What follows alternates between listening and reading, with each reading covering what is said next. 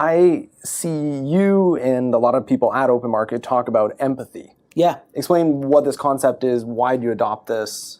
Yeah. So the way we view the world is, it's everyone's got busy lives, everyone's rushing around, nobody's got the time they maybe used to have, and at the same time, companies, particularly large companies, have sort of found themselves in a situation where often they have silos. Mm-hmm. So, if like me, you phone a bank and you've got a question maybe with your credit card, sometimes you can find that you're being handed from department to department to try and resolve that.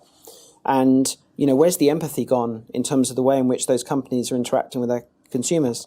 And so we really want to be part of helping bring that back. Now, when we talk about empathetic, the three aspects that are very important to us is being timely, being meaningful, and being as effortless as possible. And so we really focus everything we do on trying to enable those three features.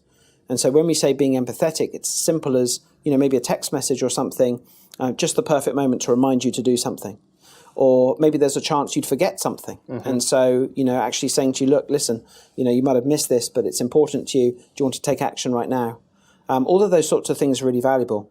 On the meaning side, people say to me, can a text message be empathetic? Mm-hmm. I think it can. I think there's a lot of different ways of writing a text message, for example, even before you add on the extra capabilities of things like RCS or Apple Business Chat or anything else. And I think you can do it in a meaningful way. And I think we at OpenMarket see that when you do it in a meaningful way, you have greater success. Mm. And then generally speaking, just trying to make things more effortless. Like I was saying, this concept of removing friction from the interactions, making things flow easily, that's really the overarching aim of what we're trying to do.